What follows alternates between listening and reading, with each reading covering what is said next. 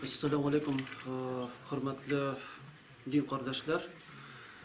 Sizin barığınızda şin көңелдән безнең Татарстан Республикасы Президент администрациясе исеменнән һәм шул исәптән безнең дини берләшмәләр белән эшләүче идарәбез исеменнән сезне шин көңелдән шушы матур чара үткәрелгән тәбриклим һәм сезгә безнең җитәкчелектән сәламнарны ирештерәсем килә. Һәм шушы чараның чынлап та халык өчен файдалы булуын һәм дә һәрбер очрашуда нидер бер файда алып киткән шикелле, бу да чараның да һәрбер безгә дә файдалы булсын иде. Рөстәм хәзрәт бик матур сүзләр әйтте һәм аның шушы сүзләренә дә кушылырга һичшиксез мөмкин түгел, чөнки чынлап та үткәннәрне карап, бүгенге көнне дә без уйлыйбыз, барлыйбыз һәм әйтергә кирәк, менә монда килгәндә дә шундый бер уйга килдем. Менә хәзерге вакытта Рөстәм хәзрәт әйтте, җәдитчелек заманнарда булган яңалык ул хәзер инде бер кадимчелек булып күренә, бер тарих булып күренә. Шуңа күрә без хәзерге вакытта булган шартлардан чыгып яшәргә дә, уйларга да, хәрәкәт итәргә дә тиеш. Һәм шул исәптән менә бүгенге вакытта эшләүче мәдрәсәләр турында да әйткәндә, шундый бер парадокс килеп чыга. Быел берничә мәдрәсәнең шундый түгәрәк даталары, мәсәлән, күптән түгел Казанда да Мөхәммәдия мәдрәсәсенең юбилей булмаса да түгәрәк датасыга багышлап үткәрелгән зур чаралар булып узды. Һәм шул чараларга әзерләнгәндә дә шундый бик кызыклы факт ачыкланды.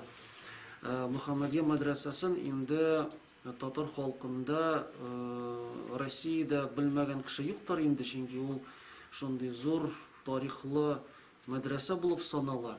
Ләкин әлегә аның тулы бер тарихы язылмаган булып чыга. Һәм менә хәзерге вакытта Рөстәм хәзрәт әйткәнчә 8 мәдрәсә эшләп килә.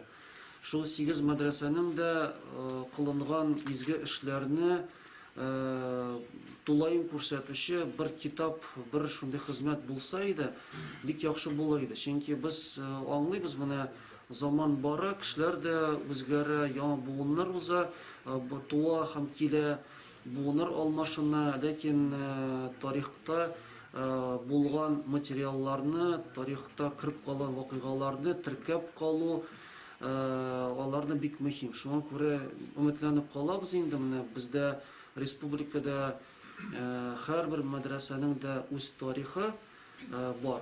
Шул тарихларны берләштерүче бер шундый матур бер белешмәме, бер шундый китап, бер хезмәт барлыкка килсә бик яхшы булыр иде. Чөнки бу үзебезгә дә мәдрәсәләрне эшчәнлеген аңларга бик тә ярдәм итәр иде.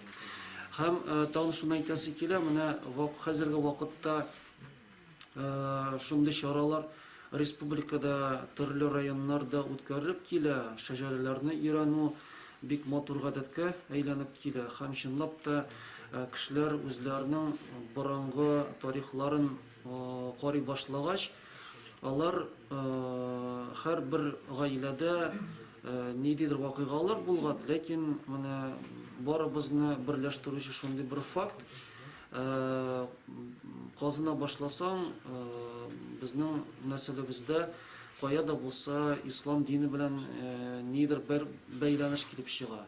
Элек инде кешеләрдә иске китаплар күп булса, хәзер күп гаиләләрдә иске китаплар булмаса да, ләкин кешеләр үзләренең тарихлары белән кызыксына башлагач, алар һәр хәлдә ата-бабалар мөселман булган, ислам дине ул безнең динебез, тормышыбызның асылы булган дип шундый нәтиҗәгә килә башлыйлар һәм шәҗәрә өйрәнү аркылы кешеләр үзләренең үткәннәрне генә түгел, алар үзләренең ислам дине белән дә бәйләнешен дә ныклап аңлый башлыйлар. Шуңа күрә әлбәттә шундый чаралар алар һичшиксез динебезне үстерүгә һәм динебезнең үткәннәрдә дә булган рольләрне, әһәмиятне аңларга да ярдәм итә. Шуңа күрә чынлап та Рөстәм хәзрәт сезгә менә шундый бик матур чараларның үткәрелүенә дә Аллаһ Тәгаләнең дә рәхмәте генә түгел, дәүләтнең дә чын күңелдән шундый бер рәхмәтебезне белдерәсе килә, чөнки бу чаралар алар бер зур агымга чишмәләр кушылган шикелле бер зур елга булып чыга.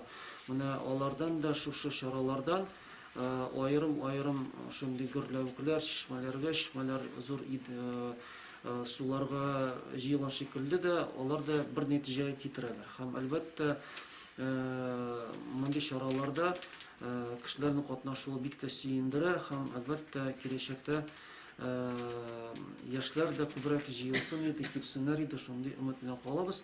Бик зур рәхмәт барыгызга да. Ассаламу алейкум ва рахматуллахи ва баракатух.